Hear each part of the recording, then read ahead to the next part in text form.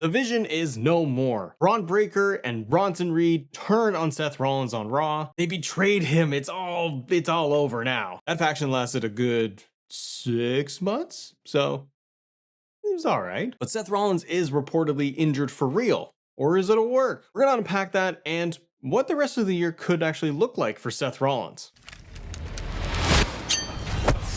Ladies and gentlemen, welcome to Assemble. My name is Matt. So, Seth Rollins reportedly got injured during the Crown Jewel match against Cody Rhodes. He went to the top rope to the other corner. Cody's hung upside down, and he does a just coast-to-coast headbutt, which was completely unnecessary and also amazing at the same time. During that moment, you could see, if that is obviously where the injury came from, you could see that Seth landed on his shoulder, on his arm, and then he's favoring it the rest of the night. Now, I have seen a lot of people, they post online, and they say, it's all a work, brother. I am leaning into the camp that it's not a work, and we'll unpack all of that. But with the Vision and Bron Breakker, Bronson Reed, Paul Heyman, Seth Rollins on Monday Night Raw, we had Seth open the show with the rest of the Vision, and when they came out, Seth's whole mantra and whole thesis essentially was, for a good part of 15 minutes long, was going through about how he is on top of the mountain, that he's done it all, and he made some interesting points in there talking about how he did it on his own. He didn't need anybody. He didn't need Paul Heyman, Bron Breakker, Bronson Reed, and they don't need him. But really emphasizing the fact that Seth was just doing this on his own. Now he's double champion. And I said this in the Raw review that I did yesterday. If you want to go check that out, cheap plug. But I mentioned how if you go and look at that segment, that opening segment, how Bron Breakker is eyeballing Seth Rollins. He's eyeballing the World Heavyweight Championship. Even prior to that, looking at Crown Jewel in the backstage moment there, where they were talking about, do we go out and help Seth during the Cody match? Paul Heyman saying, no, he needs to do this on his own. What happens if he loses to Cody? He said, I think you know what happens. This has also been going back even further. There have been moments backstage on Raw where you've had Paul Heyman, Bron Breakker talking, Bronson Reed talking without Seth being there. And in those moments, they're questioning Seth Rollins a little bit here and there. What are they going to do? So on Raw, what I really liked was how they made that story thread work, from the opening segment to the backstage moment to then the main event when everything broke down. In the main event, you did have the triple threat, right? For the number one contendership for the world title, CM Punk, Jey Uso, LA Knight, yeah, they're all going at it. CM Punk ends up winning. What gets interesting is, what are they going to do with Seth Rollins being injured and presumably taken out of action off TV till, well, however long, we don't know. The commentary during the main event, that triple threat, was interesting because when CM Punk won, there's no mention of when the title shot was happening, or even during. We don't know when that was going to happen, and I'm pretty sure that's all very deliberate because with Seth's injury, I don't think they really know when Seth Rollins could defend that title, if he even is going to defend the title. So when Punk won, they never said, hey, this title match is happening at Survivor Series, Saturday night's main event. They have no idea, or even if it's going to happen on an episode of Raw. Now, the ending to it, the whole sequence, where Bron Breakker turns and spears Seth Rollins. I love the reaction of Paul Heyman, the shock in him. Bron Breakker taking his time. This was the thing. They didn't rush through it all. I like that Bron knew enough to just let things breathe, let the crowd react. Him standing there, having his back to Seth after he speared him, going to Bronson Reed, telling him to make a choice.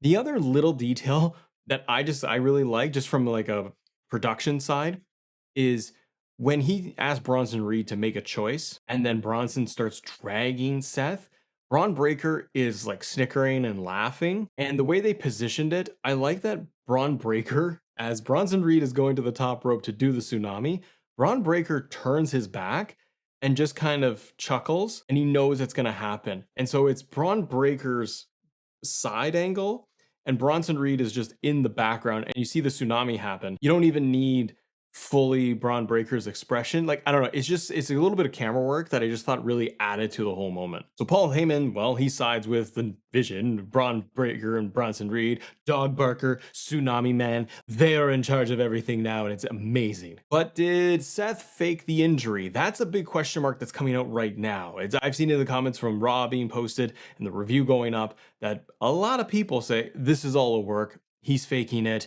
It's a swerve for War Games. Let's unpack that a little bit. From where I sit as just a fan of what we see on the television, I don't think it's really a work. If they were going to do that, why would you have Bron Breakker spear him And then to go even a step further, to have a tsunami dropped on you, where they position Bronson Reed and using the tsunami as something that can potentially write people off TV for weeks. We've seen it done with Roman Reigns.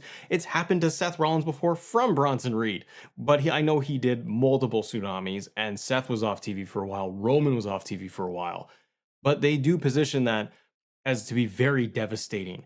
If you were just going to do it as a worked angle, wouldn't you want to repeat kind of what you did with LA Knight's Saturday Night's Main Event? Seth could be just dragging his arm around. Yes, there's pictures posted online of Seth with the arm brace. This doesn't feel like that. Also, you just did that with Seth a couple of months ago.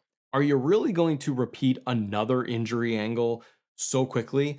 To me, that's just very lazy writing, and it loses its luster if you are trying to work everyone with another injury angle. The thing about Seth's first one, where he faked it and then he cashed in Money in the Bank, the reason why it worked so well is we hadn't seen that really done, and the way Seth played it off. He went on podcasts, he was still talking and out there, and it was still kind of lingering whether his leg was really hurt or not. But it really got a lot of people because they played it up like he was going to go get checked out and he was favoring the leg so much.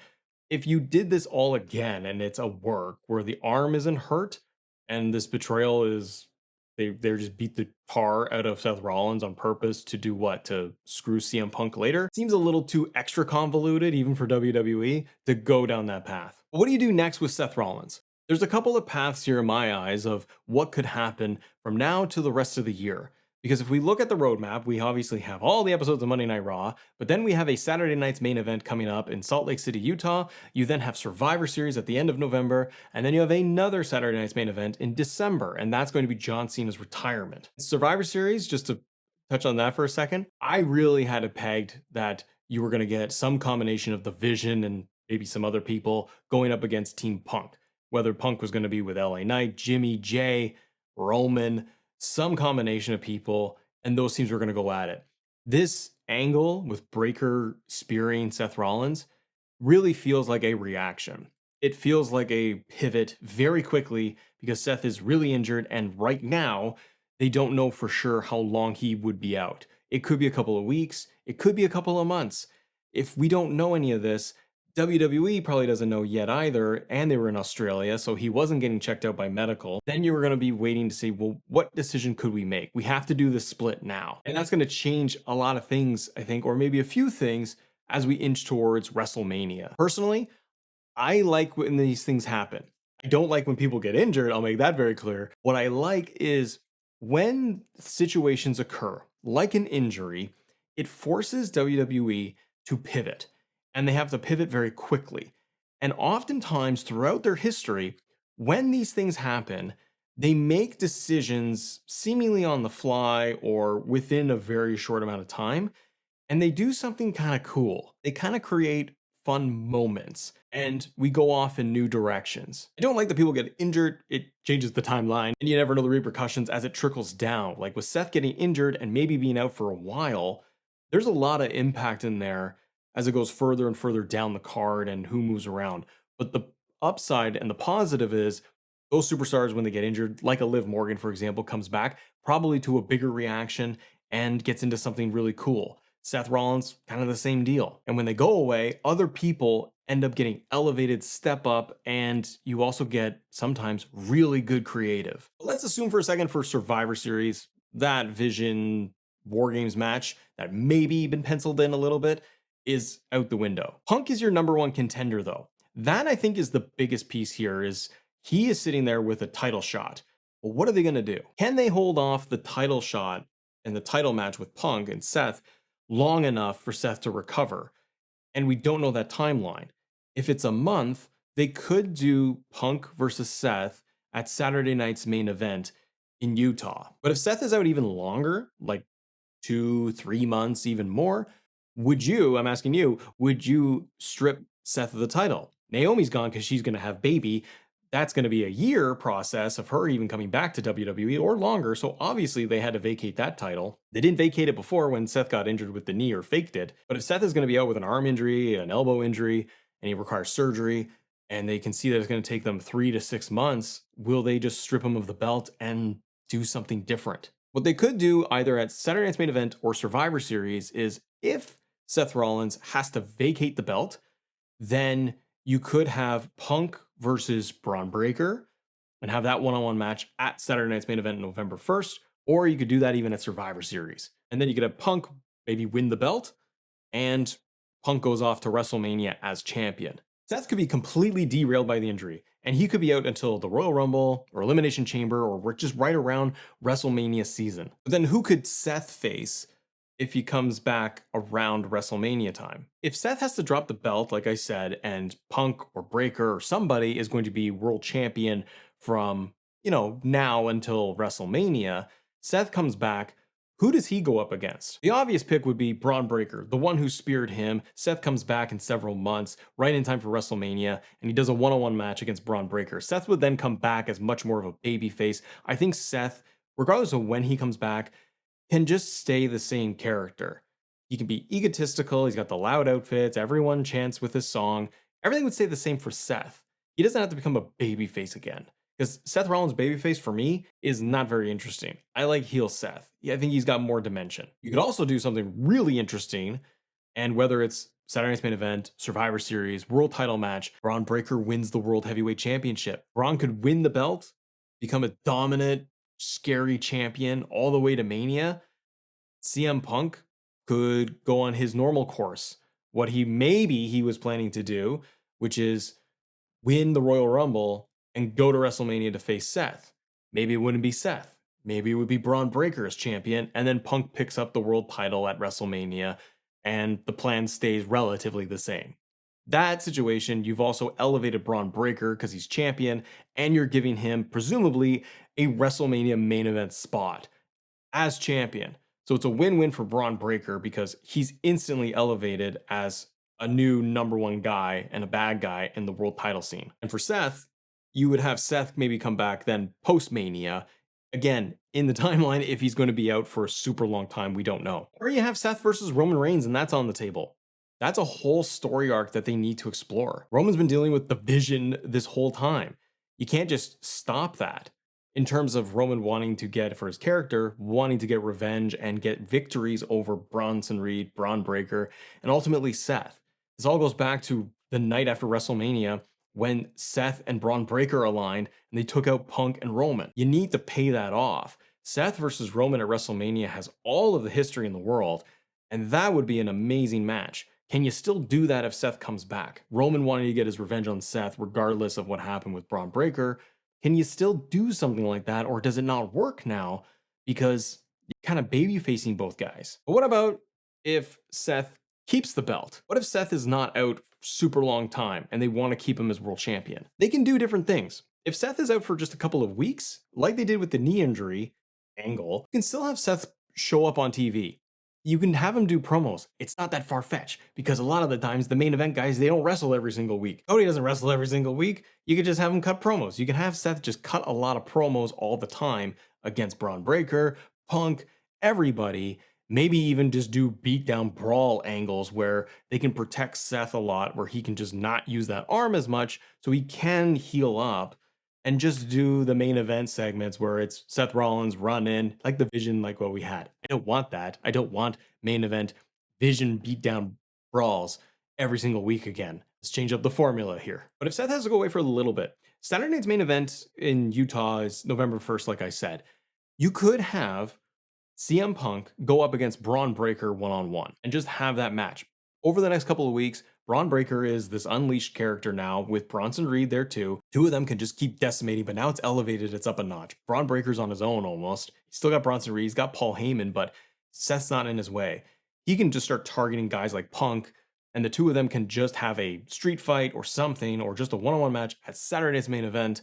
And then you can proceed to Survivor Series, where maybe then CM Punk gets his world title shot against Seth Rollins, giving Seth nearly 2 months time to heal up. I mean, it could even be a tag team match on November 1st. Punk and like LA Knight, can they coexist to go up against Braun and Bronson? You could do that, very much like they've done Roman and Jay tagging against the Braun brothers. This helps delay things for Seth to heal up and come back and still do the Punk program. Also, Saturday's main event is now on Peacock only, and it'll be on Netflix for everybody else internationally. But for you in the US, ESPN has the PLEs, but Peacock still has Saturday's main event. And with the November 1st one and then the December John Cena one specifically, they're really going to boost those numbers, right? TKO is going to want to make sure they get a lot of people subscribing or keeping their subscriptions. You're going to have to do something for that November 1st show to make it really engaging and something fans really want to be able to pick up and get the subscription for. Now, if you get to Survivor Series, if Seth is going to hold on to the belt, you can still build Bron Breakker up this whole time. He's beaten down Seth, he's beaten down Punk. And then when you do get to Survivor Series, and maybe you're going to have a Punk Seth one-on-one match for the world title, you do have options. If Seth's injury is worse, or he needs real time off and he can just get through that match, you could put the belt on Punk and then do a bunch of different stories for Punk. You could have Punk go up against Breakker like we talked about even at WrestleMania. If Seth's pretty okay to keep going, Seth can retain the belt, but it could be a DQ finish. It could result in Bron Breakker, Bronson Reed taking out Seth Rollins at Survivor Series, setting up a future one-on-one match between those guys and Seth. Ooh, you know what I just thought about that could really happen and be pretty entertaining? If Seth comes back and it's for Survivor Series, it's around that time period, before the end of the year, what if at some point you have to do Seth Rollins and CM Punk tag together to go up against Braun and Bronson? Those two guys decimating both of them, and they have to coexist. They have to put everything aside to team up to take down the bigger bad guy in Bron Breakker and Bronson Reed. I could totally see them doing something like that. That would be very entertaining because then you have to see Seth and Punk tag, and how can they get along? It sounds like a Saturday's Main Event thing or a WrestlePalooza. But you could also have Bronson Reed and Bron Breakker cost Seth the title to Punk at Saturday's Main Event at Survivor Series. He loses the belt, and Punk's your champion. Punk goes on his road to WrestleMania, maybe ends up facing Bron Breakker at Mania. Breakker could win the Royal Rumble, and I want to do a whole other video talking about Bron Breakker and what his next 12 months could look like, because it's going to be very interesting depending on Seth Rollins' timeline. But Punk's plan may still end up being a WrestleMania main event with the title on the line. You could even do at WrestleMania, if Seth's back in time, have a triple threat. Bron Breakker, Seth, Punk for the World Heavyweight Championship. Bron Breakker could win, and then that boosts him past WrestleMania, and he is your new main event and your World Heavyweight Champion and that big main event superstar. And that puts him over into a whole new level. You maybe not want to do that because you just came off of last year's WrestleMania doing a triple threat. Paul Heyman was there, all of that, and you just don't want to repeat almost the exact same thing 2 years in a row. But it's WWE, so you never know. What do you think? Is Seth gone for months? Is he going to drop the belt? And what happens if he does drop it or doesn't drop it? And if you guys want to talk about the full Raw recap and the big betrayal of Bron Breakker, Bronson Reed to Seth, click this video right here. Subscribe to the channel if you enjoy videos like this, and have a great day. See ya.